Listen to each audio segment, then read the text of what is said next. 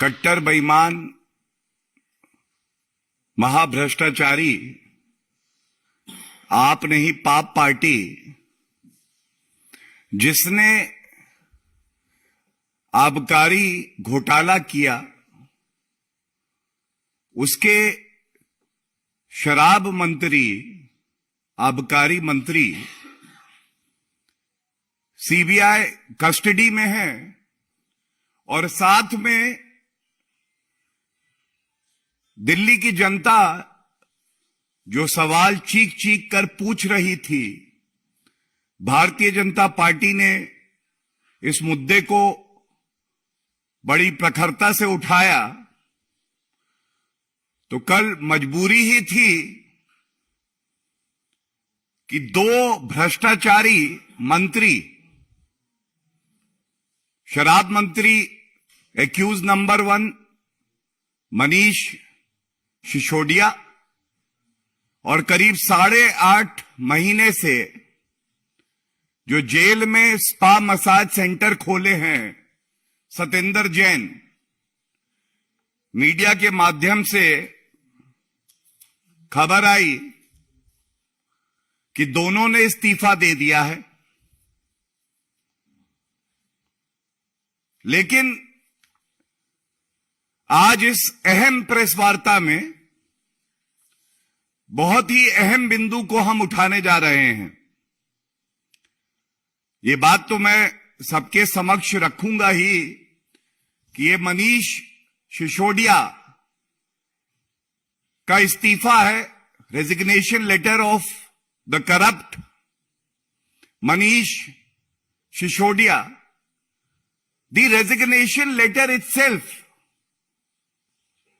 raises very important and pertinent questions. How is it that the resignation letter itself is undated, has no date?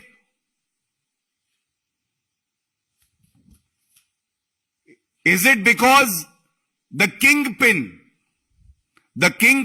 of the excise policy scam, the most corrupt Arvind Kejriwal, yet again has played with the constitution, and then this resignation letter surfaced without any date? The resignation letter of the other corrupt minister is also to be examined, and it reveals a lot. ये कहना बिल्कुल गलत नहीं होगा। आपको याद होगा जब ये मुद्दा भारतीय जनता पार्टी ने उठाया, उस वक्त कट्टर बेईमान अरविंद केजरीवाल अपने भ्रष्टाचारी पापी मंत्रियों को कट्टर ईमानदार बुला रहे थे। और तब हमने एक बात कही थी, जैसे जैसे जुड़ रही है कड़ी, अरविंद केजरीवाल के पास आ रही है हथकड़ी। और आज वो समय आ गया है जब हमें ये प्रश्न पूछने होंगे। और अरविंद केजरीवाल जी, एक बात मैं जरूर आपसे कहूंगा, तमाम प्रेस कॉन्फ्रेंस हुई, जनता के सवाल पूछे गए, आपने किसी को भारत रत्न दिया, किसी को पद्म विभूषण की बात करी, वही भ्रष्ट मंत्री अब इस्तीफा देते हैं। तो मैं इतना ही आपसे कहूंगा, एक जवाब के तलबगार हैं हम, एक जवाब के तलबगार हैं हम, और मांगे तो गुनाहगार हैं हम।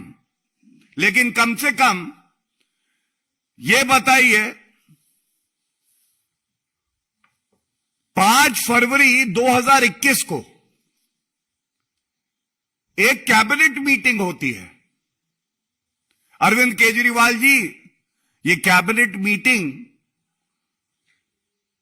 आप ही के अगुवाई में हुई। You were heading the cabinet meeting on 5th of February 2021।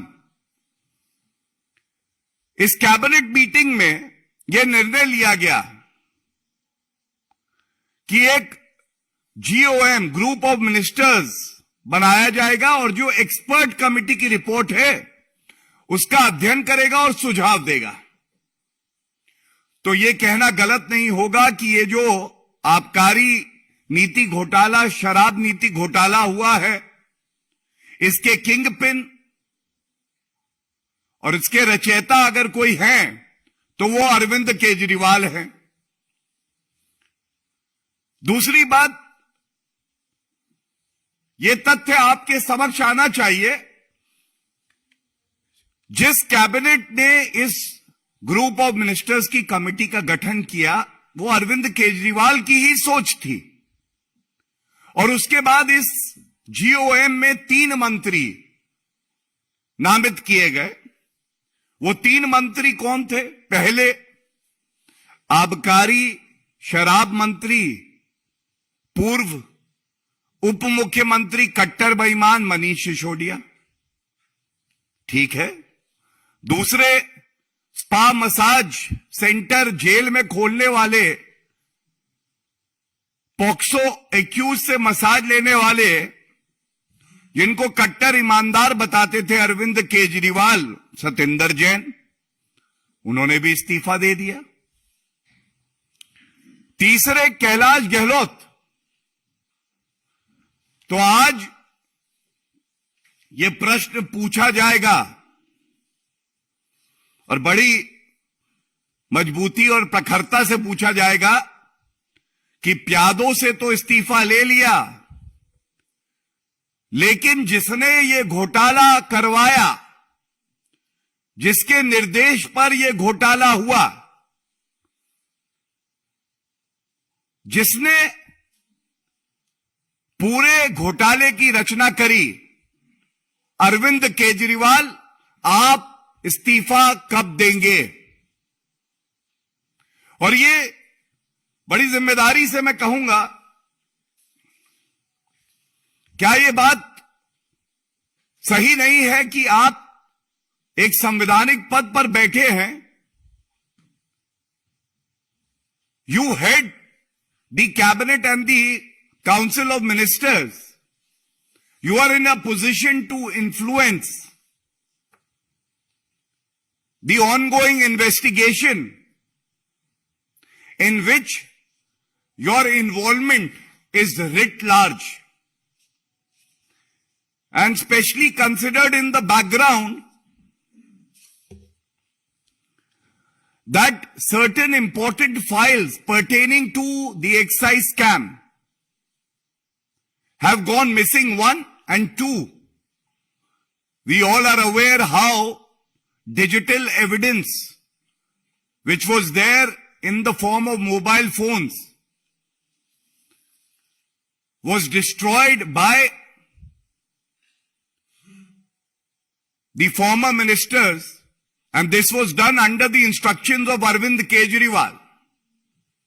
We make that charge very responsibly. इसके साथ ही अगला तथ्य यह है कि अगर 2 मंत्री इस्तीफा देते हैं तो कैलाश गहलोत, जो ग्रुप ऑफ मिनिस्टर्स में पूरी तरह से भागीदारी लेते हैं, वो इस्तीफा क्यों नहीं देते? इस ग्रुप ऑफ मिनिस्टर्स ने अपनी रिपोर्ट 22 मार्च 2021 को तैयार कर ली, और ये फिर से बड़ा अहम है कि सुई घूम के बार बार कट्टर बेईमान अरविंद केजरीवाल पे आके रुकती है। क्या आप इस तथ्य को नकार सकते हैं कि आपकी जो बैठक हुई कैबिनेट की, उसमें ये जो GOM ने रिपोर्ट तैयार करी थी, उसका आपने संज्ञान लिया, अध्ययन किया और उसके बाद निर्देशित किया कि इस रिपोर्ट को आप तुरंत लागू करें? अरविंद केजरीवाल जी आपको यह बताना होगा देश को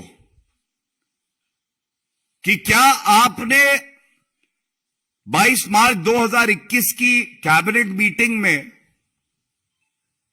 यह निर्देश दिया, यह फैसला किया कि नहीं किया कि जीओएम की जो रिपोर्ट है उसको तुरंत लागू किया जाए, जिससे जो बिचौलिए हैं, जो आम आदमी पार्टी के मित्र हैं, उनको शराब के ठेके दिए जाएं।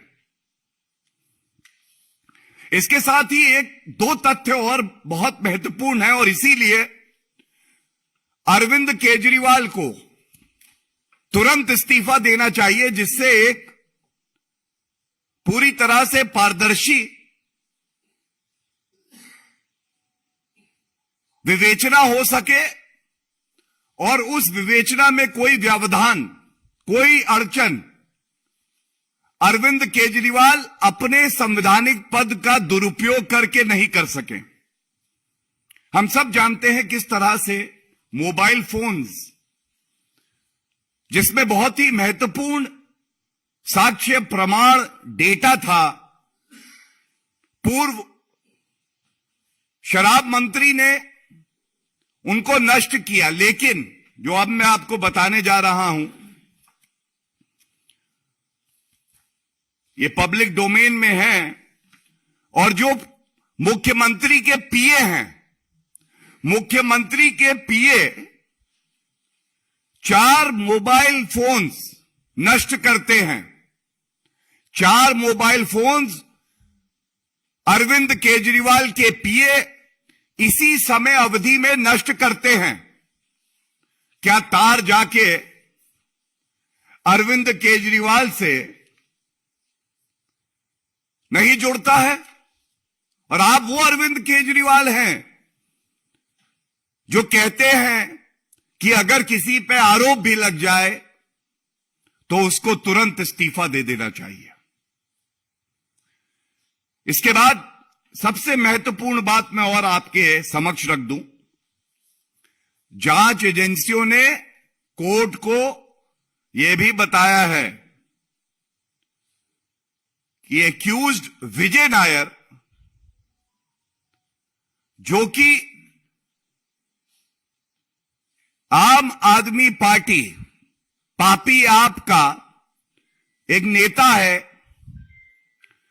उसने फेस टाइम कॉल करा के अरविंद केजरीवाल की बात एक और एक्यूज्ड समीर महेंद्रू से कराई और अरविंद केजरीवाल बोले, मेरा बेटा है, चिंता ना करना समीर महेंद्रू, जो कहे घोटाला वसूली, रिश्वतखोरी, भ्रष्टाचार, काली कमाई, समझ लेना मैं ही कह रहा हूं। यही जांच एजेंसी ने कहा है। तो अरविंद केजरीवाल जी, अगर आप संवैधानिक पद पर बने रहेंगे तो एक निष्पक्ष जांच कतई संभव नहीं होगी, क्योंकि जो आपके पूर्व के मंत्री जो रहे हैं उनका आचरण रहा है, वो प्रमाण को नष्ट कर रहे हैं। और यह भी कहना गलत नहीं होगा कि ये सब कट्टर बेईमान अरविंद केजरीवाल के कहने पर ही हो रहा है। ये मांग इस मंच से जनता की आवाज बनकर हम उठाते हैं, अरविंद केजरीवाल को बिना 1 सेकंड का समय लगाए तुरंत इस्तीफा देना चाहिए और जांच एजेंसियों को अपना कार्य करने देना चाहिए। ये जो